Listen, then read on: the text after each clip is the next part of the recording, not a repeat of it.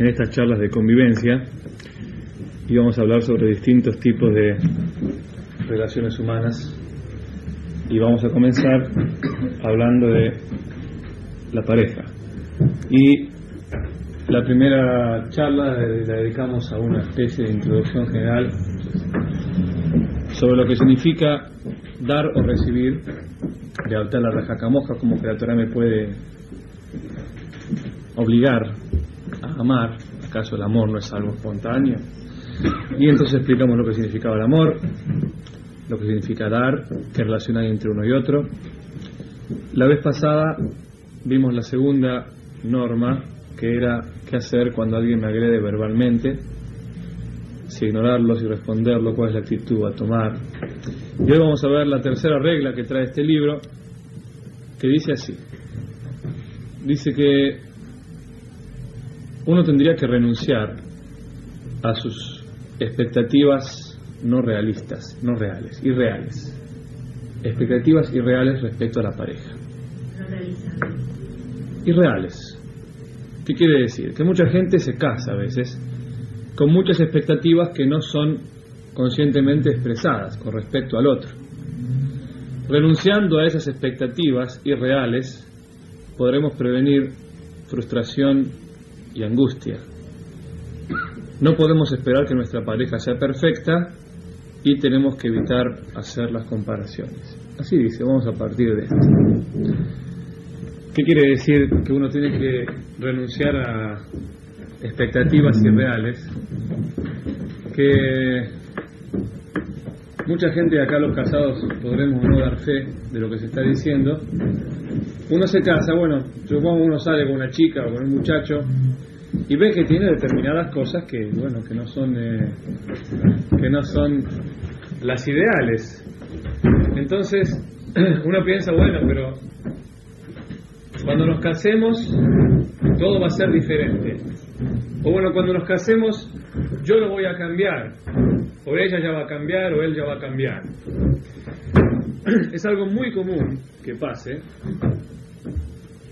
Personalmente yo tengo que, digamos, antes de cada casamiento hablo con las parejas, tengo 2, 3 o a veces 4 charlas con cada uno, y eso es algo que siempre sale, porque hablamos de lo que es Shalom Bait, porque uno de los si yo hablo con ellos de Mezuzá o de Kashrut o de Shabbat, una de las mitzvot más importantes del hogar es justamente Shalom Bait, la paz del hogar. Entonces siempre sale ese tema, ¿no? Siempre sale el tema de si existen las expectativas irreales respecto al otro, la idealización del otro, que el otro seguramente cuando nos casemos va a cambiar o no. Y ese es un fenómeno muy común. Podría decir que prácticamente en todas las parejas se encuentra. Cuando están de novios se casan pensando que el otro va a cambiar en tal o cual defecto que ahora me molesta. Y así pueden seguir de por vida. Me acuerdo que una vez explicando esto en otro marco, un señor de unos 60 años, cuando le explicamos lo que significaba que uno tiene que renunciar a veces al pretender que la pareja cambie, dice, uy, ahora después de 40 años de lucha y de pelea yo vengo a enterarme que es casi un imposible que el esposo sea el maestro de la esposa, por lo menos dándole cátedra oral. Ya vamos a profundizar un poquito más. Acá me dice que uno tiene que tener la tendencia de aceptar al otro, aceptarlo tal cual como es, así como viene, y no de casarme, supongamos, o estar siempre con la expectativa de que el otro va a cambiar, de que yo lo voy a cambiar, porque eso sería pensar que el otro se va a adaptar a mí, que el otro se va a adaptar a mis exigencias, a mi naturaleza, a lo que a mí me parece que está bien, a mi forma de ser, a mi forma de vivir y a mis defectos o virtudes. Nosotros habíamos empezado la vez pasada por un pasuk que decía Ve'avtal re'aja kamoja, amarás a tu prójimo como a ti mismo. Y aquí está la clave de esto mismo que decimos nosotros. Una vez en Haifa, me acuerdo, en la casa de un rabino Fink, escuché la mejor definición de este pasuk. Ve'avtal re'aja kamoja, amarás a tu prójimo como a ti mismo. Explicamos, digo entre paréntesis para la gente que no estuvo la vez pasada, que este versículo nuestros sabios lo entienden y lo interpretan en el marco de la relación de pareja. Amarás a tu prójimo como a ti mismo se refiere a la pareja, al marido o a la mujer. ¿Qué significa amar al prójimo como a uno mismo? Dijo el Rab Fink, así como yo me quiero, me amo, me acepto a mí mismo con mis defectos, porque yo podría decir, a ver, ¿quién no se quiere a sí mismo? Y nadie levantaría la mano. ¿Quién no tiene defectos? Y nadie levantaría la mano. O sea que todos tenemos defectos y todos nos queremos a nosotros mismos. Nos queremos con nuestros defectos. ¿Qué significa amar al prójimo como a uno mismo? Amar al otro con sus defectos, a pesar de sus defectos. Esta es la gran profundidad de este versículo, de este concepto y de esta mitzvah. Be'avtal rajá kamoja significa aceptar al otro tal como es y quererlo tal como es. No pretender cambiarlo. Cambiarlo es muy, muy, muy difícil. Ahora vamos a ver que es prácticamente imposible en algunas cosas, o de la manera con que habitualmente lo hacemos. ¿Se entendió hasta aquí? Be'avtal rajá kamoja y me enseña amar al otro tal cual como es. Dijimos al principio que uno, cuando se casa, a veces establece una relación, la relación más duradera de su vida, a veces quizás inconscientemente tiene ciertas expectativas irreales de que el otro va a cambiar con el tiempo, y la frustración no tardará en llegar, no tardará en venir. ¿Por qué? ¿Por qué es tan difícil que el otro cambie? ¿Por qué yo no puedo pretender que mi pareja cambie, que mi pareja se adapte a mí, o se adapte a mi manera de ser, o cambie en sus defectos, ¿no? Vamos a ir por partes. El Aguimará dice lo siguiente, escuchen bien, la psicología de nuestros sabios. Dice, Gadol ha-metzuve be'ose, mimi she'eno metzuve be'ose. Con respecto a las mitzvot, a los preceptos, que son supuestamente órdenes, dice, tiene más mérito aquel que hace las cosas porque se la ordenan que aquel que hace las cosas sin que se la ordenen. ¿Entendieron? Tiene más mérito aquel que hace las cosas estando ordenado, hacelo y lo hace, que aquel que lo hace sin que se lo ordenen. ¿Por qué puede ser? ¿Por qué puede ser que tenga más mérito el que hace las cosas cuando se la ordenan que el que hace las cosas sin que se la ordenen? Tiene que ser al revés, ¿no? El otro es más espontáneo, más... Esperamos antes de aceptar una cosa que no está acostumbrado. Es más difícil aceptar algo que está contra su voluntad. ¿Qué quiere decir esto? Que ustedes saben cómo funciona la publicidad. La publicidad no funciona como una orden. Comprá, porque el ser humano cuando escucha una orden, por naturaleza ya se rebela, ya la rechaza, porque a él le gusta actuar por su propia convicción y no porque los demás se lo dicen. ¿Es cierto o no? Entonces, la publicidad, que es ese gran manejo psicológico del ser humano, no se maneja con órdenes. Compre esto. La publicidad se maneja con sugestión, haciéndome creer que el que va a elegir soy yo, que la decisión es mía. Entonces, es mucho más difícil, es muchísimo más difícil actuar cuando me ordenan algo que cuando no me lo están ordenando. Incluso mismo en el lenguaje que nosotros utilizamos hay detalles tan ínfimos que revelan esta dificultad de realizar algo cuando me lo están ordenando, no, que incluso digamos que yo soy secretario de alguien, entonces alguien me pide, un amigo de mi patrón me pide algo y yo no tengo ganas de hacérselo, entonces de alguna manera saco alguna palabra, si yo justo quería hacer esto, que donde hago lo que él me está diciendo, pero no porque él me lo dice, lo hago porque yo quiero hacerlo. Nos pasa infinidad de veces, ustedes pueden observarlo. Muchos de nosotros hay como una rebelión interna a realizar lo que los demás nos dicen, porque nadie quiere renunciar a su propia decisión. Nos gusta al ego, nos gusta hacer lo que nosotros decidimos hacer. Entonces ya de por sí, cuando alguien me ordena algo, hay un rechazo a priori. Ya lo estoy rechazando porque alguien me lo ordenó, porque no es algo que está partiendo de mí. Esta es la primera traba que encontramos que en este problema. Cuando el marido quiere ser marido de la esposa, yo digo el marido quiere ser el maestro de la esposa, aún de la misma esposa. Porque cuando es algo que viene de afuera, aún de ese ser tan próximo a mí, ya de por sí me rebelo. Entonces es muy difícil, es casi imposible. El marido tiene que ser el marido.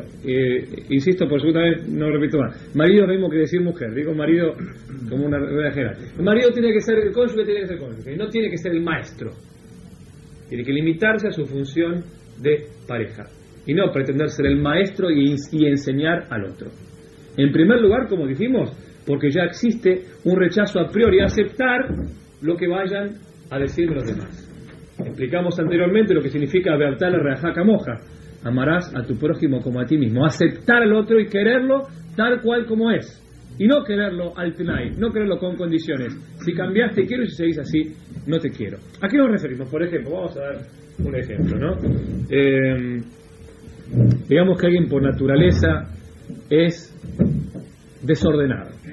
Vamos a suponer que el marido es desordenado.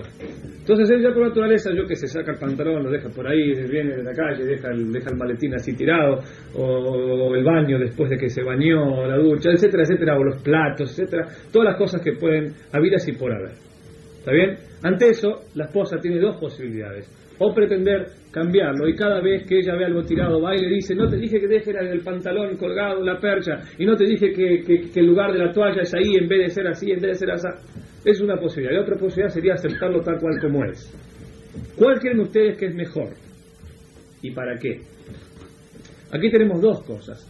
Una podría pensar si es mejor para él mismo que yo le enseñe a ser ordenado.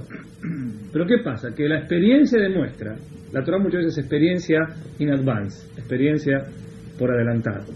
La experiencia demuestra que es muy difícil que yo como esposa, en este caso, trate de cambiarlo a él, o que él vaya a cambiar porque yo vaya a repetirle cada vez al contrario. A veces voy a crear un efecto contrario. Como dijimos, por naturaleza uno rechaza todo lo que no viene lo que no viene de sí mismo. Entonces, ¿qué va a ser mejor? A la larga uno se da cuenta que para lograr el Shalom Bait, o sea, yo tengo dos alternativas, dos cosas para lograr: o cambiar a mi marido, que mi marido sea más ordenado, o lograr la paz en mi casa. Porque cuántas veces el querer cambiarlo a él me trae conflictos en mi casa. Di un ejemplo, pero ejemplos hay miles. Cada uno conocerá cientos de ejemplos de su propia pareja, ¿verdad? Entonces, ¿qué es más importante que qué? ¿Cambiarlo a él o promover la paz en mi casa aguantándomela?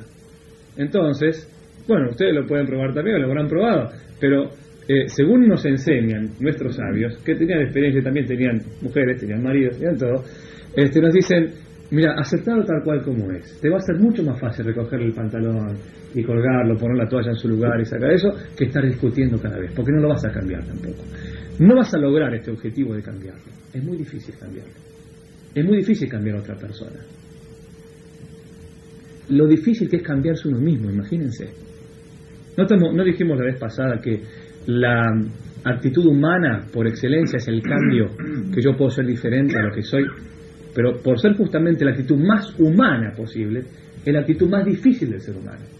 Si yo por naturaleza soy desordenado, empezar a ser ordenado es muy difícil cambiar. ¿Cuánto más difícil va a ser si el otro es el que me quiere cambiar a mí? Que ya por naturaleza hay un rechazo a todo lo que me estén diciendo. Entonces, si yo estoy en esa de cada vez que veo algo en el desorden, voy y se lo digo, y voy y me peleo, y voy y chillo, entonces no logro nada, ni cambiarlo a él, ni la paz familiar. Por lo tanto, perdí las dos, no gané ninguna. ¿Comprenden? Por eso nos dicen: give up, hay que renunciar a veces a expectativas irreales y querer y aceptar al otro tal cual como es. Vamos a dar otro ejemplo más. Supongamos que la mujer es despistada. Es despistada, entonces la mujer, si tiene que pagar una cuenta, se olvida. Si tiene que ir al médico, se olvida qué hora es, o no se acuerda, o se equivoca de hora, o infinidad de cosas que pueden pasar. Entonces, imagínense si cada vez uno va a estar peleando, y va a estar diciendo, y va a estar reprochando. No hay fin.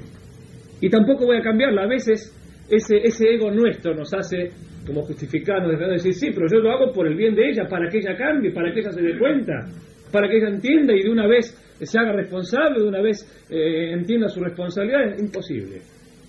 Es darnos la cabeza contra la pared hasta el final de nuestro día, y no logramos nada. Es más, sí logramos. Lo único que logramos es un conflicto constante, porque es un conflicto que va contra la naturaleza del otro ser humano que tenemos al lado. Sí. Las personas pueden mejorar. Vamos a ver cómo. Hasta aquí quisiera saber algunas reacciones de ustedes, observaciones. Yo creo que a ver, si una persona no puede hacer cambiar a la otra persona porque es más cómodo, porque resulta mejor no cambiarla, ¿cómo se cambia uno mismo teniendo que aceptar lo que no acepta? Bueno, muy bien. Eso todavía es más difícil. Está bien. Ahora voy a llegar a eso. Sí, perfecto. Cuando una persona quiere a otra, le va a hacer lo que a veces a uno le gusta porque es el próximo. Si A ver, no te escuché. Cuando Bueno. una persona quiere a otra, va a hacer cosas que a uno no le gusta pero que es el próximo, si se la quiere. Por ejemplo. Cualquier detalle, si le gusta una torta de chocolate, a mí me gusta una de vainilla, si a mi esposo le gusta una de chocolate, le doy el chocolate, pero si hacerlo porque lo quiero. Sí. Entonces se mejora la persona, si no es una cuestión de... Yo pienso que la persona se mejora. Sí. No, es evidente que, claro, bueno. Una persona sirve para... Bueno, muy bien. Quiero explicar algo, antes de que hayan confusiones. Nosotros estamos hablando de convivencia. La convivencia tiene como su raíz el cambio. De que yo puedo ser diferente a como soy por naturaleza. ¿Está bien? Ahora, hay que entender bien.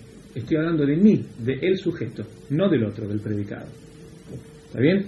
Todos los cambios los tengo que enfocar en mí. No puedo pretender que el otro cambie. Tengo que fijarme en mí. ¿Qué cambios puedo tener yo? Entonces, existe una manera, nos dicen, de intentar cambiar al otro. ¿Cuál es? ¿Cuál es esa manera? La de persuadir. Persuasión, puede ser. Nos dicen, la única manera que hay de que el otro cambie es cambiando uno mismo. Acá hay dos posibilidades. No importa si no ven, porque lo estoy anotando para hacer algo más. ¿Ustedes se acuerdan cuando hablamos de que en una pareja, ¿no? Un hombre y una mujer. Si los dos intentan recibir, si los dos solamente intentamos recibir, entonces nadie va a recibir nada. Así de fácil es. Si yo entro a mi casa, como explicamos, con la intención de recibir solamente de mi esposa, y mi esposa también está esperando recibir de mí lo que ella necesita, lo que ella quiere, yo lo que yo necesito y ella lo que ella necesita, seguramente no será lo mismo, ninguno va a recibir nada. En cambio, si los dos buscamos dar, yo lo que necesita mi esposa y mi esposa lo que yo necesito, entonces los dos recibimos. ¿Se dan cuenta? ¿Qué ecuación tan sencilla y tan profunda a la vez? Si los dos estamos expectantes, si cada uno está expectante del otro, los dos recibimos. Si cada uno está expectante de sí mismo, ninguno recibe nada. Porque nos necesitamos uno al otro. Entonces acá pasa lo mismo. Si yo pretendo que mi esposa se adapte a mí y ella pretende que yo me adapte a ella, entonces ninguno se va a adaptar a ninguno. Pero si yo estoy dispuesto a adaptarme a ella y ella está dispuesta a adaptarse a mí, la adaptación va a ser perfecta. ¿Ven qué sencillo? Los dos estén de acuerdo. Por supuesto. Acá estamos hablando de convivencia. En convivencia no puede haber una víctima y un victimario, ¿no? Alguien que se lleve todo y otro que dé todo. Uno que constantemente dé, eso solamente Dios. Solamente Dios es el que da y no pretende nada de nosotros. Supuestamente el hombre también tendría que ser un imitador de Dios en miniatura, pero somos seres humanos. Entonces, comprendamos nuestra naturaleza, nuestras limitaciones y nuestra realidad. Todos queremos también recibir, pero incluso con este pensamiento materialista e interesado, la única manera de recibir es dando. No existe otra. Kemaim hapanim lapanim ken levadam la, lo dijimos una vez, dijo Shlomo Amelech, así como el agua refleja el rostro, así es el corazón del hombre hacia otro hombre. Las actitudes en la pareja a la larga tienden a ser recíprocas, tienden a equipararse, tienden a igualarse. El otro día leí en Selecciones un artículo que aparentemente no tiene nada que ver, pero creo que algo podemos aprender. Decía ahí que se había demostrado, se había hecho un test en Estados Unidos, ¿no? Se habían tomado, digamos, fotos de 10 parejas, de 20 personas, 10 hombres y sus 10 esposas, ¿no? Se las había puesto, se las mezcló y se pidió a 10 personas diferentes que traten de formar parejas según los parecidos físicos. Entonces resultaba que, supónganse, de 10 acertaban 6 o 7, un número bastante considerable. Entonces empezaron a pensar, ¿por qué hay parecidos físicos entre la pareja. ¿Por qué se encontraban parecidos físicos? ¿Qué tiene que ver? O sea, uno busca una persona que físicamente se le parezca. Entonces ahí traía una conclusión diferente, analizándolo, y decía que la tesis más aceptada era porque la pareja se tendía a imitar los gestos del otro, del cónyuge. Entonces, poco a poco esos gestos ya iban haciendo parte de la misma apariencia, de la misma fisonomía, y eso hacía que haya un parecido más notable entre marido y mujer. ¿Se dan cuenta qué significa eso? Que hasta los gestos se contagian. Y si hasta los gestos se contagian, cuánto más el carácter, cuánto más la actitud. Porque, con excepciones de casos patológicos, no puede existir que yo solamente uno esté tratando de adaptarse, esté tratando de dar, esté diciendo lo siento, esté diciendo me equivoqué, esté diciendo perdoname, y el otro no diga nada. El egoísmo también se contagia. Al revés también, y eso es lamentablemente lo que pasa casi siempre. Lo que pasa con parejas que no saben, que no tienen idea de la mínima noción o cosas elementales de convivencia, que cada uno busca defenderse a sí mismo, que cada uno está en su propio mundo, en su egoísmo, y solamente se ve a sí mismo. ¿Entiende? Y está como en un estado de competencia y no de convivencia con su pareja. Y entonces eso también se contagia, eso también se imita, tiene que imitarse, y ahí empieza la crisis. Ahí, cuando cada uno está luchando por su terrenito, por su quintita en la pareja, ahí hay un desastre. Si yo quiero recibir y nadie recibe nada. Si yo al contrario quiero dar y el otro también da, y aunque sea yo el que comience, yo soy el que comienzo, aunque no haya un acuerdo, bueno, desde ahora los dos vamos a empezar a dar, aunque no haya eso, pero cuando uno empieza a la larga, por eso es que es una cuestión de paciencia, constancia y paciencia también, a la larga el otro va a tender a ser recíproco. Entonces se va a obtener esto. Esto no es un ideal abstracto, es algo, perdón, esto no es el ideal, no es un ideal abstracto e irreal, es algo práctico, pero que lleva paciencia, convicción y tiempo por sobre todo, para que se pueda imitar, para que uno pueda imitar al otro. Entonces, como decimos, el secreto de el aceptar al otro, o el secreto de la convivencia, es no pretender que se adapte, sino adaptarme. No que se adapte a mí, sino yo adaptarme al otro. Cuando los dos tenemos esa convicción, cuando los dos llegamos a ese entendimiento, entonces sí que ahí vamos a lograr una perfecta o casi perfecta adaptación. Si no, de ninguna manera. Entonces, como vemos, para que pueda existir una adaptación de ese tipo, un cambio en el otro, tengo que empezar por cambiar yo mismo. ¿Está bien? ¿Hasta aquí alguna pregunta? Yo creo que un principio básico de la primera convivencia matrimonial, a partir de lo que vos decís, es aceptar los errores de uno y de otro, para luego tener un mayor entendimiento. Claro, es básico. Si yo no estoy dispuesto a aceptar mis errores, ¿cómo puedo tener que mi esposa acepte los suyos? Pero si yo enseño, pero no con la prédica, porque aquí está la segunda cosa. Una cosa es decirle al otro, mirá, vos así hiciste esto, sos eso, no, sos eso, sos lo otro. Y otra cosa es con los hechos, con el ejemplo. No hay mejor. La única manera de enseñar es el ejemplo. La única manera de enseñar, pero el ejemplo silencioso. Y la peor manera de enseñar es la prédica. Es el hablar, el decir, sos así, sos esto, sos lo otro, sos aquello. Solamente a través de la conducta, como los hijos, como dicen y como vamos a repetir siempre, porque es una verdad grande como una casa. Los hijos no escuchan lo que decimos, ven lo que hacemos. Los chicos ven lo que hacemos, no solamente los chicos, también lo ven todos. Exactamente igual funciona con todas las personas. No van a escucharme lo que yo le digo porque yo se lo estoy diciendo, por más que se lo diga en el tono que se lo diga. Él va a ver lo que yo hago. Siempre, ante la incoherencia entre lo que yo digo y lo que hago, ahí ya no hay nada que hacer. Tiene que haber, y como decimos, entre la palabra y el hecho pesa 1000 veces más, 1.000.000.000 de veces más que la palabra. Con la palabra no puedo lograr nada, con los hechos muchísimo. ¿Entienden? Y eso se aplica absolutamente a todas las relaciones humanas. La única manera que yo tengo de, digamos, yo estoy convencido de que, bueno, de que mi pareja tiene cierto defecto y yo quiero ayudarlo porque lo amo.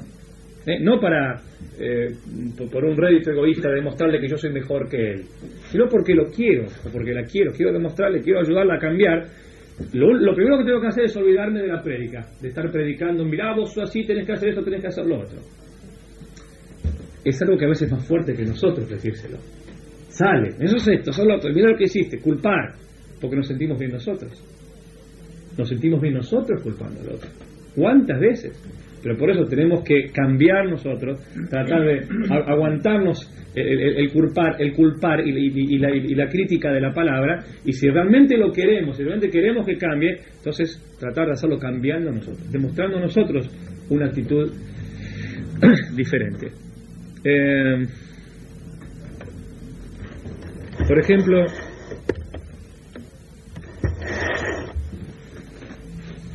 eso con absolutamente todas digamos, yo voy a un verdulero, ¿no? Que tiene mal carácter, que contesta mal, no voy a ir cabeza contra cabeza, me voy a adaptar a cómo es él.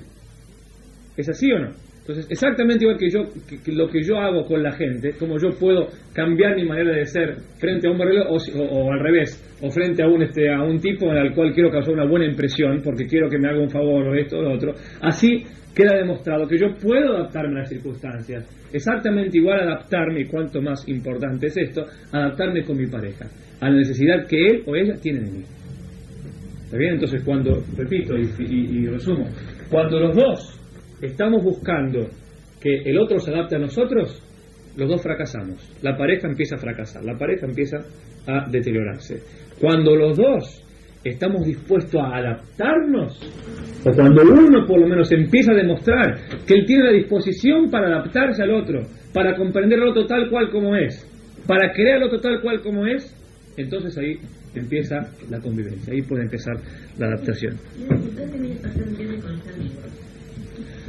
Sí, es obvio. Esto pasa con los amigos, pasa con los hijos. Los amigos también hay que no tratar de cambiar, si uno lo quiere amigo y tratar de estar con el amigo, aceptarlo también tal cual es. Seguro, yo pienso que esa es importante, el amigo esta es la base prácticamente de la convivencia.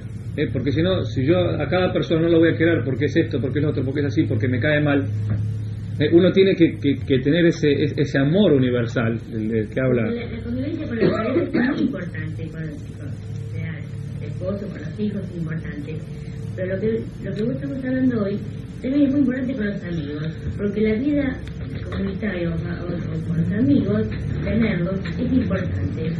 Sí, es muy importante. Ahora yo digo lo siguiente, ¿no? Para mí, pero es una opinión,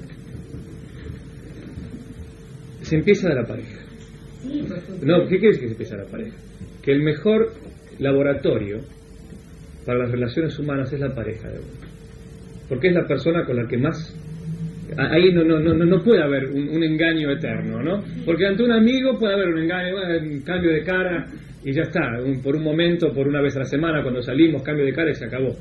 Y es algo más fácil. Con la pareja es más difícil, con la pareja tiene que ser un cambio real, no puede ser algo ficticio, es todos los días, a cada minuto, a cada momento. Entonces, si yo puedo lograrlo con mi pareja, ya eso va a expandirse, se va a extender hacia toda la sociedad que me rodea, hacia mis hijos, hacia mis amigos, e incluso creo que se empieza por la pareja para llegar después hasta uno mismo, porque lo que subyace detrás, delante y a los costados de todo esto es que uno también tiene que aprender a aceptarse a sí mismo, también tiene que aprender a aceptarse a sí mismo, porque si no llega la depresión. Si yo me exijo demasiadas cosas, por supuesto, miren, en todas las grandes cosas hace falta mucho equilibrio. Por ejemplo, vamos a ver las cosas más difíciles. Pónganse en lo que significa educar a los hijos, ¿no? Todo padre sabe, es algo muy difícil. Es algo muy difícil, no hay recetas universales. No, al chico no le puede decir uno a un padre, mirá, dale todos los gustos para que no se reprima. Y no se le puede decir, mirá, tenelo así cortito, no le des nada, porque si no se te maleduca. Ninguno de los extremos es bueno. Lo ideal está en el equilibrio, y es muy difícil. Es muy fácil.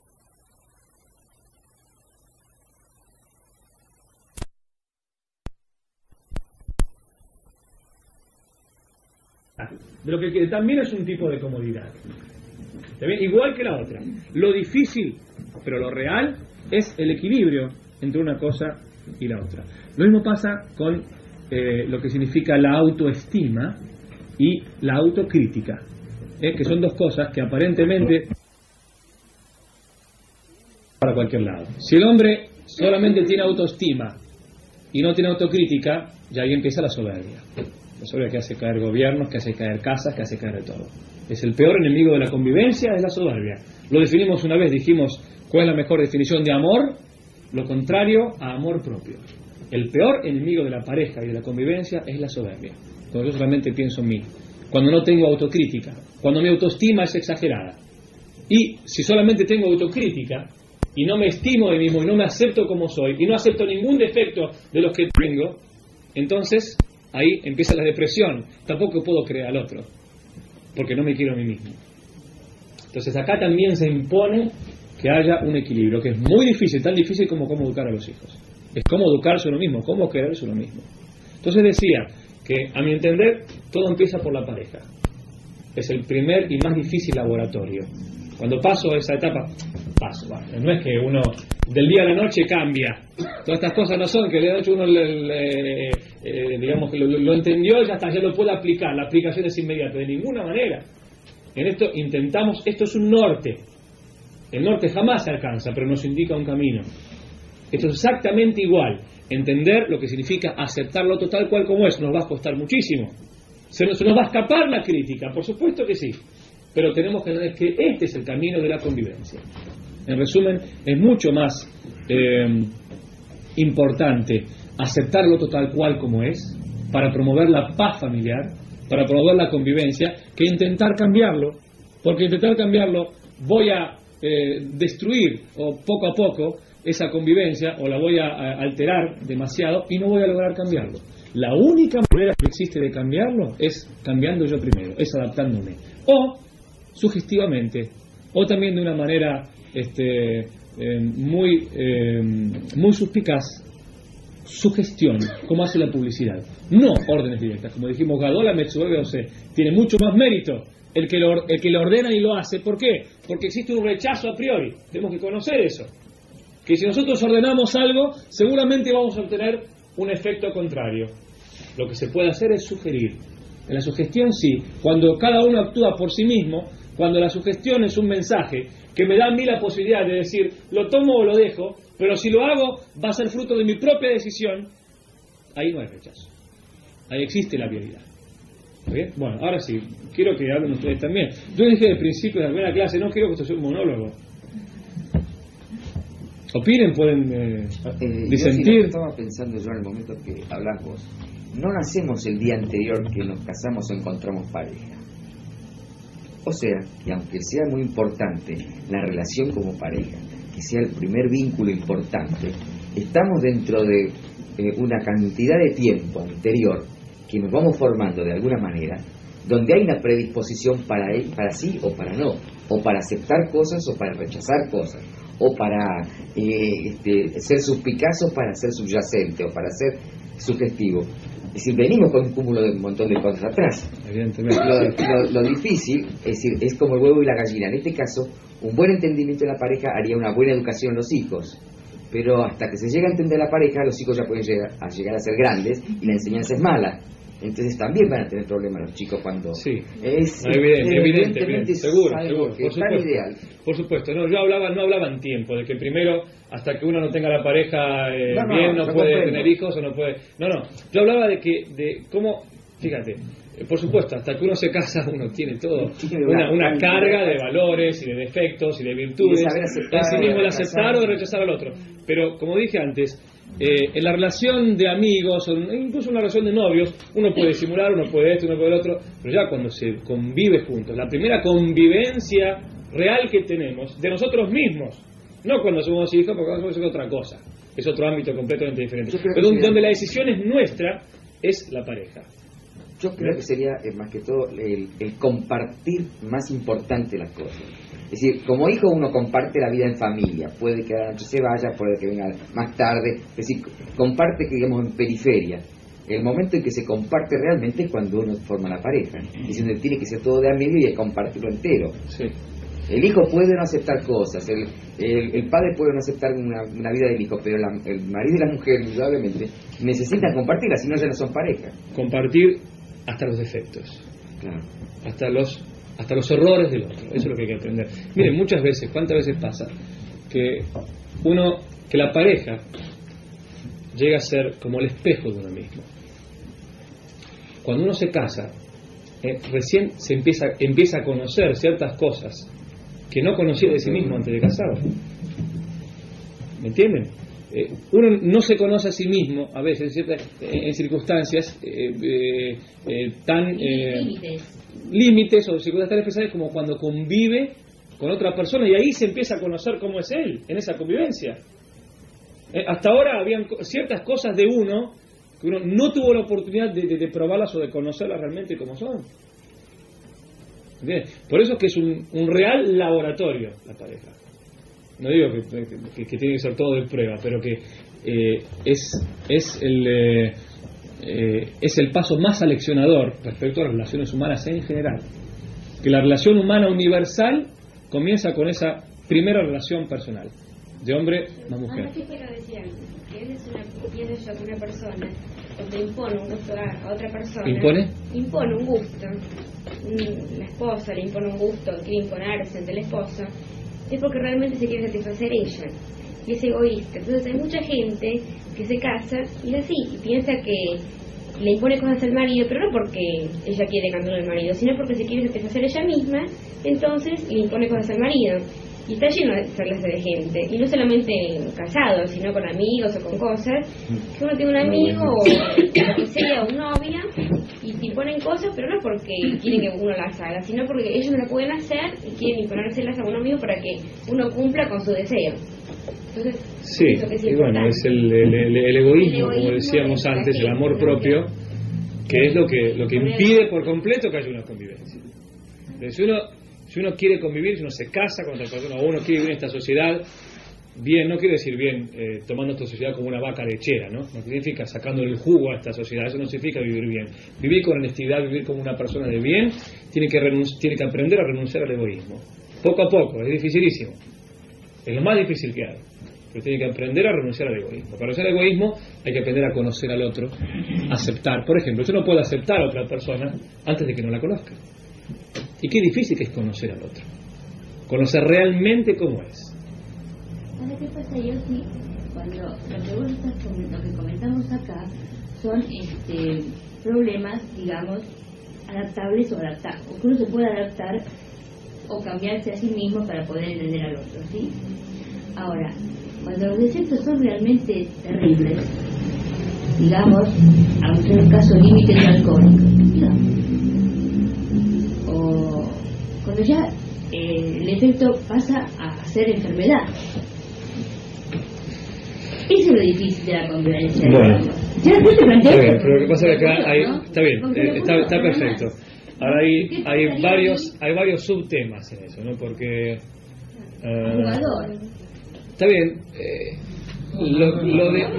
lo de si eso se denomina patologías, bueno, vamos a, está bien, vamos a decir lo siguiente. Vamos a suponer que ser alcohólico o fumador puede llegar a ser una patología, o jugador, ¿está bien? El otro día leí también una cosa que llamaba, no sé dónde la leí, la nueva moralidad, o la nueva inmoralidad, que era el vicio de llamar a todos los defectos incrementados por el hábito, llamarlos enfermedad. Y de esa manera desligarme de la responsabilidad. No, yo soy adicto al cigarrillo, yo soy adicto al juego, yo soy adicto a esto, yo soy adicto a lo otro. Es muy, o incluso hasta lo que se plantea con la homosexualidad. ¿Es un adicto, es un enfermo o es un tipo que está dentro de la voluntad o no está dentro de la voluntad? Entonces la nueva inmoralidad es decir, es enfermo, patológico. Patológico no significa solamente que tiene que estar en una clínica, significa también que ya no está dentro del campo de su voluntad, de su libertad, de su decisión. Es sacarle al hombre la responsabilidad de encima de ese defecto. Entonces muchas veces es verdad, pero muchas veces es un abuso. muchas veces está dentro de nosotros el cambiar, el ser diferentes. Por eso es que es un tema... Vos dijiste, o la drogadicción, porque está bien, uno puede engancharse, pero todo empieza por una decisión. Claro, todo empieza por una decisión. Es como el ejemplo que dimos una vez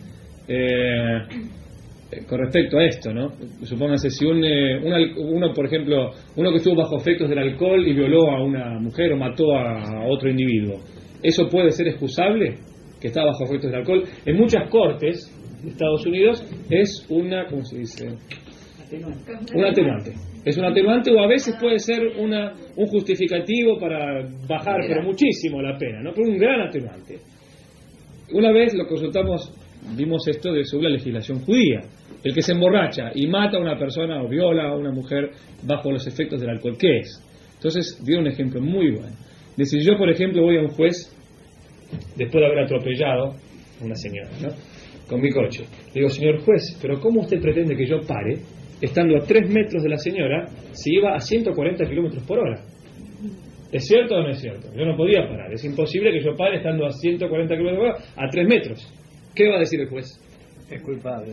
¿Por qué es culpable? No soy culpable, a 140 kilómetros no puedo. Porque no tiene que ir tan rápido. Porque no tengo que ir tan rápido. No tiene que ir tan O sea, rápido. fíjense, acá hay una cuestión de decisión previa. Ir a 140 kilómetros por hora dependía de mi voluntad. Yo soy responsable por eso. No soy responsable, es verdad, de que a 3 metros había una señora y no puedo parar, es verdad, no puedo parar. Pero soy responsable por haber ido a 140 kilómetros por hora. Entonces lo mismo pasa con este caso. Está bien, yo no soy responsable por lo que hice bajo efectos de droga, de alcohol, de lo que ustedes quieran. Pero sí soy responsable de haberme emborrachado. Sí soy responsable de haberme drogado.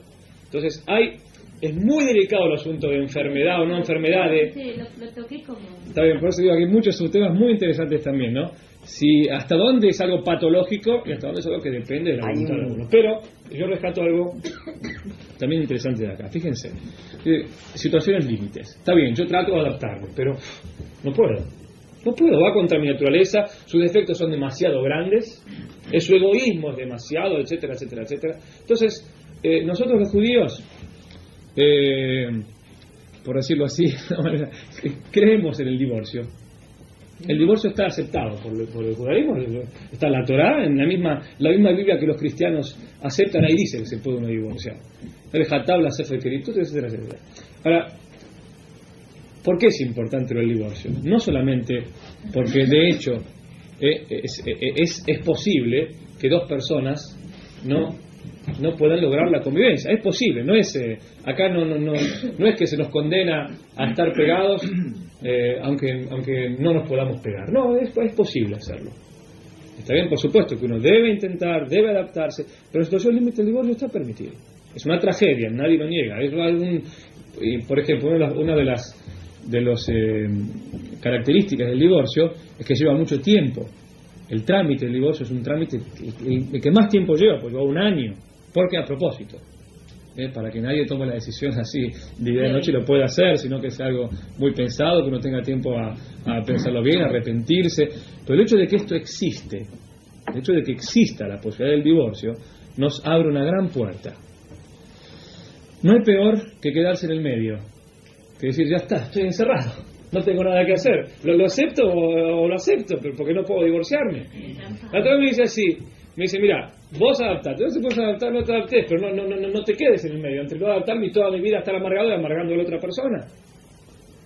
¿Me comprenden? Tiene que haber una definición, aunque sea una definición mental. Yo tengo que decidir entonces, vamos a ver, yo tengo problemas con mi señora, ¿no? Entonces decido, bueno, flaco, ¿qué vas a hacer? ¿Te vas a divorciar o vas a seguir con ella? Vamos a ver, una de las dos tenés que hacer. Vos no quiero divorciar, entonces tenés que adaptarte a la fuerza. A la fuerza tenés que adaptarte a ella, pero va a ser fruto de mi decisión, no va a ser fruto de decir, no tengo otra más que adaptarme. No, yo tengo otra posibilidad. Tengo otra posibilidad, pero lo que pasa es que no la elijo, no quiero elegirla. Entonces ahí es más viable, porque ahí ya es fruto de mi elección y no de una imposición divina, una imposición del cielo. ¿Está bien? ¿Entienden? Es una cuestión de madurez emocional también, que el divorcio se acepta. Es algo aceptado. Pero por supuesto, la Torá me enseña previamente a cómo facilitar la convivencia, a cómo aceptar al otro y a cómo comprenderlo. Y el divorcio como última instancia de la paz. Pero no sé si más o menos concepto de lo que dijiste. Situaciones límites hay, y por eso existe el divorcio. Porque estamos hablando todos sobre situaciones viables de al adaptarse uno o al comprenderse uno puede al otro, pero situaciones, digamos, de normal, dentro de una normalidad, ¿no? Porque la desprolijidad y lo que vos comentaste son cosas no terribles. No terribles, ya sé, yo di ejemplos de todos los días, porque más que hablar sobre teoría, pretendo hablar sobre cosas que nos puedan tocar a todos. Si uno, digamos, en pos de la paz hogareña, se acalla cosas, se pueden llegar a algunos vicios como son la generación de algunos rencores que uno se los va callando y se va haciendo como una bola de nieve, o una especie de rutina. ¿Hay alguna manera de solucionar alguno de esos dos? Yo sé cuál es la solución. La comunicación. Sí, nosotros la vez pasada hablamos, por ejemplo, de que ante la agresión verbal, por ejemplo, está bien, lo más recomendable era contar hasta 30, pero no guardárselo hasta 50, hasta no guardárselo y que quede ahí acumulado, como decís, sino después hablarlo, al otro día hablarlo. ¿Entendés? La comunicación es muy importante, el después, el tratar de ver qué pasó y por qué y todo esto, ya, te sacás de encima de eso, pero nunca hablarlo en ese momento. Nunca hablarlo en el momento del cas, que decimos nosotros. Alte fallez caso. En el momento que uno está hirviendo es el peor momento para entrar en explicaciones y para entrar en discusiones. Ahí no hay nada que valga. Porque el hombre no es un ser racional. Es así. A pesar de todo lo que nos enseñaron. El hombre es más un ser emocional que racional. Entonces hay que entenderlo como tal. Cuando está lo emocional, ahí no entran razones. Por más que yo quiera, con las cosas, los argumentos más inteligentes del mundo, jamás voy a poder lograr nada. Lo emocional es lo emocional y se acabó. Y punto. Entonces, por supuesto, de nuevo, no hay una receta única, no te puedo decir, sí, siempre callate y después sacalo. Depende de las circunstancias. Lo del vicio, lo que eso se crea en un hábito, en que yo sé que, digamos que puedo decirle cualquier cosa a mi señora, total ella siempre se va a quedar callada. Eso, por supuesto, es algo que hay que tratar de ir manejando para que haya una adaptación. Antes dije que, por lo general, lo normal es que en una pareja se traten de, o se tiendan a imitar las reacciones. ¿Está bien? Si yo sé quedarme callado cuando el otro me agrede, entonces quizás mi pareja también aprenda a quedarse callada cuando yo me agredo, cuando yo le agredo, y saber contar hasta 30 para discutirlo después. A veces recomendamos en el punto tal vez al otro día o los otros días tomar un cafecito a la calle comunicación y charlar el tema. Seguro. O por ejemplo, yo otro día leía una cosa, hay ciertos convencionalismos entre las parejas que son muy muy positivos. Por ejemplo, la pareja puede convenir que sea cual sea, fuere cual fuere, la pelea que tengamos, la discusión que tengamos, al otro día, se acabó. Puede durar solamente, pero al otro día, cuando nos despertamos, ya está, se acabó, como si nada hubiera pasado. O empezamos, la pelea se acabó. Si, por ejemplo, yo que no nos hablamos, o lo que sea, cualquier cosa que nos agarramos a piñas, pero al otro día se acabó.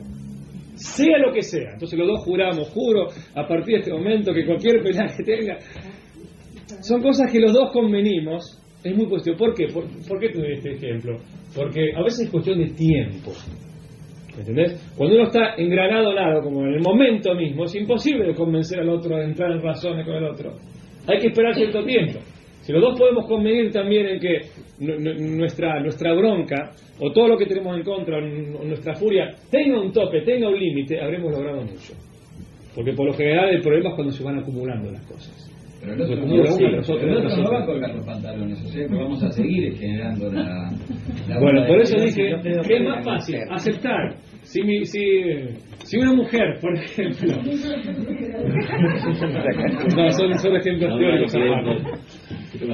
Si una mujer, por ejemplo, es despistada, ¿no? Y cada vez que le da... No, está impresionado con mi señora, es una pena. No.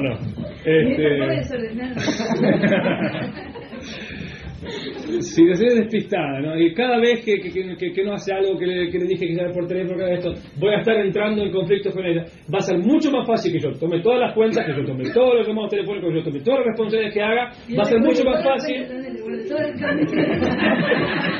Va a ser eso mucho más fácil que estar discutiendo cada vez, estar cada vez peleando, ¿por qué no me hiciste? ¿Por qué te dije que no te acordaste? Y todo. Por eso digo que incluso en un nivel de conveniencia, no convivencia, de conveniencia, hasta es más conveniente aceptar al otro como es. Hablando de recibir, no solamente hablando de él. Es más conveniente aceptarlo tal cual como es que pretender cambiarlo. ¿Va a ser más feliz? Yo creo que como caso aislado puede ser viable, pero como caso común y que sea un común denominador, indica un poco de inmadurez dentro de la pareja, si se acepta ese parámetro que al otro día se termina todo. Como caso aislado puede ser una buena fórmula, pero como caso común está indicando un poco de inmadurez de ambas partes. Sí, yo creo otra cosa, Zafati. Yo creo que lo importante es, si están el tema es el siguiente, es saber cómo descentralizar el problema. Si yo estoy discutiendo por un tema de dinero, pongamos, que me agarro con mi señora, no tiene nada que ver si tengo que hablar de la educación, o de la fiesta, o de la parentela. Ahí es el tema. Entonces por eso cuando se corta y se hace algo nuevo, no es que es una falta de madurez. Yo creo que te da la posibilidad de poder conversar otras cosas, dejando eso de lado un poquito y después volviendo a retomarlo. El tema no importa tanto, sino que es el fondo de la cosa. Claro. Lo que discute no es por el tema, sino por el fondo de la cosa. Pero cuando te das la posibilidad de poder discutir el resto de las cosas sin quedarte callado, vos te peleaste por algo, te quedaste callado 5 días, hay un montón de cosas aparte para decir de lo que te peleaste, y si aparte de lo que te peleaste tenés 100.000 problemas más, y sin embargo no se habla. ¿Y por qué? Si ese es el problema que nos llevó a la discusión, pero nosotros porque no. Si no se van acumulando las cosas. Bueno, yo le di un ejemplo, yo se lo di, no lo di como una recomendación, lo dije como un ejemplo de lo que significa. Sí, claro, optativo, como una manera de evitar el acumular bronca, ¿entiendes? Y el dejar de lado la furia para hablarlo, ¿entiendes? Yo no digo que esto sea lo que hay que hacer. Ahora, rescato algo que dijo Isaac acá, muy importante para mi punto de vista, y es lo siguiente, ¿no? Así también, por un poco de experiencia, porque el rabino es medio psicólogo, la gente viene a hablarle con las cosas. Según lo que uno ve, el 95% de las discusiones son por talareces, son por cosas tan triviales, son tan pocas las discusiones que tienen un verdadero objetivo constructivo. Por ejemplo, la educación de los hijos, o una decisión muy importante, dónde vamos a vivir, dónde vamos a estar, qué trabajo vamos a hacer, si van a trabajar, si no van a trabajar. Pero la mayoría de las discusiones, y si ustedes están en desacuerdo o tienen otra estadística, lo pueden decir. Pero he visto el 95% de discusiones son por pavadas. Lo que me dijiste, lo que me dijo, lo que tu mamá, lo que vos dijiste, la culpa de vos, los tomates, los compraste caros, esto, lo otro, aquello.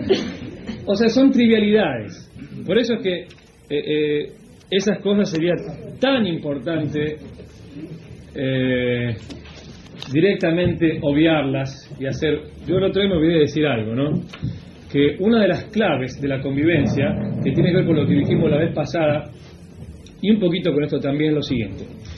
Uno piensa que cuanto más capacidades, cuanto más afinadas están nuestras capacidades físicas, mejores para el bienestar personal y supuestamente familiar también.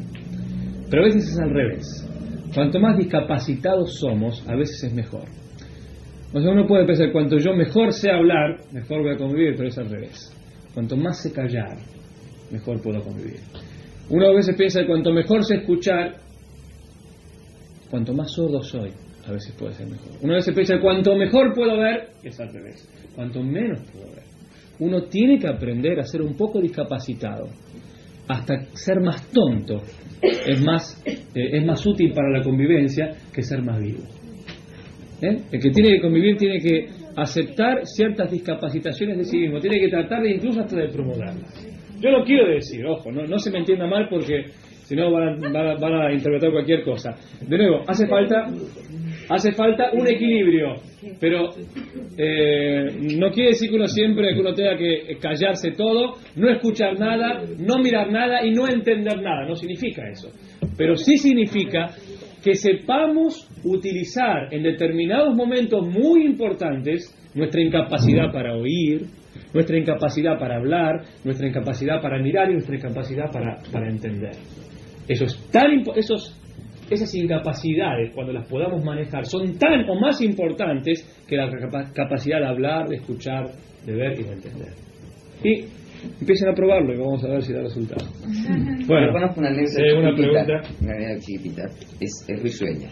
Una pareja después de 20 años se da cuenta de haber convivido bien, que no hicieron las cosas bien. ¿Por qué? Supongamos, la mujer pensaba que la mejor parte del pollo era la pata. Entonces se la ofrecía al marido y el marido no le gustaba la pata, pero se conformaba porque se la daba a la mujer. Y él pensaba al revés, la mejor es la pechuga y yo se la doy a mi señora porque es la mejor parte. Y después de 20 años se dieron cuenta que comían cosas que ninguno de los dos le gustaba por el hecho solamente de congraciar al otro. Bueno, ojalá sean decir los desentendimientos siempre. Eso falta de comunicación. Esa falta de comunicación. Las parejas se divorcian y después de un tiempo se dan cuenta que no pueden vivir son separados. Se vuelven a juntar sin casarse y conviven perfectamente. Mire, estábamos diciendo el otro día con respecto a otra cosa, con respecto al Estado judío, ¿no? Que uno valora las cosas o antes de tenerlas, por la ambición, por la envidia, o cuando no las tiene más. Entonces, esa es una incapacidad humana tan mala. La capacidad de valorar lo que tenemos, de darnos cuenta de lo que tenemos. Y una de las cosas que nos enseña la Torá muchas veces es de tratar de ver siempre lo maravilloso que tenga mi pareja. Y no esperar a que no lo tenga más para valorarlo. Valorarla tal cual como es. No hablemos de una desaparición. No. Está bien. Nosotros conocemos personalmente varios casos que no se han vuelto a casar y están viviendo felices en parejas de 15 años. Bueno, se equivocaron cuando mire, es algo que pasa a veces, yo que sé, cuando supóngase que el marido o la mujer se van de viaje por 15 días y bueno, y el amor florece de nuevo como una luna de miel. Después uno de los dos se va de viaje y cuando vuelve así todo. Y bueno, la separación a veces es positiva porque nos enseña cuánto necesitamos del otro. Por eso yo decía, cuando el otro no está, ahí empezamos a valorar todo lo que es. El hombre tiene ese defecto muy grande también, que es que se acostumbra demasiado a lo bueno y no lo valora. ¿Entiendes? Entonces, a veces cuando el otro se va, se nos damos cuenta de lo que el otro vale, de lo que el otro es, de todo lo positivo que tiene. Entonces, por eso dije antes que los divorcios suelen ser bastante largos, puede llevar un año, y a veces con separaciones impuestas. Se les impone, bueno, sepárense durante un mes, usted vaya a ser de la casa. Entonces ahí se ve si realmente se necesita, no se necesita, si van a poder vivir separados o no. Claro, no se puede decir sepárese 20 años hasta ver qué pasa. Por ejemplo, las situaciones especiales de divorcio. A ver, ¿a qué se refiere? Sí, que se explica, por ejemplo, que por tal causa puede divorciarse. Sean causales. ¿Causales de divorcio? Sí, hay muchos. Sí, por supuesto que causales de divorcio. Sí. Ahora, los causales de divorcio... No. Los causales de divorcio es a efectos de la indemnización y de la ketubá, lo que se llama la ketubá. La ketubá es un seguro de matrimonio. Es a efectos de eso. Si no, el divorcio de común acuerdo también existe. El divorcio por en común acuerdo sin justificativo. No se va a divorciar en común acuerdo por nada, seguramente algo debe haber. La anulación de matrimonio. No. O sea, no consumación, No. Por ejemplo, a ver, dígame usted un ejemplo, yo le voy a decir. Malos tratos. Sí, por supuesto. Claro, no, obviamente, sí. Bueno, pero eso no es anulación de común acuerdo.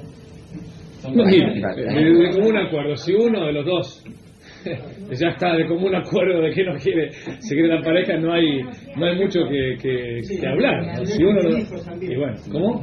Si no hay hijos también. Si no hay hijos, lo que pasa es que es una mitzvah para el hombre. Por ejemplo, la Gemara cuenta casos de que estuvieron 10 años casados y no tuvieron hijos y de común acuerdo aceptaron divorciarse. Es derecho del hombre el pedir el divorcio, puede ser un causal de divorcio para el hombre. ¿Por qué para el hombre y no para la mujer? No por machismo, sino porque la obligación de la procreación es del hombre, es una mitzvah del hombre. Que siga creando también la mujer, ¿no? La procreación, no quiere decir que solo participa el hombre, no puede hacer nada sin la mujer, obviamente, pero es una responsabilidad del hombre. Por ejemplo, supóngase, en el caso de que un hombre se casase, que ya tuvo un hijo y una hija, que ya cumplió con la mitzvah de la procreación, se puede casar con una mujer aunque ya no pueda tener hijos, etcétera, etcétera. ¿Me entiende? Para la mujer no es obligatorio, para el hombre sí. Entonces, por eso puede ser un causal.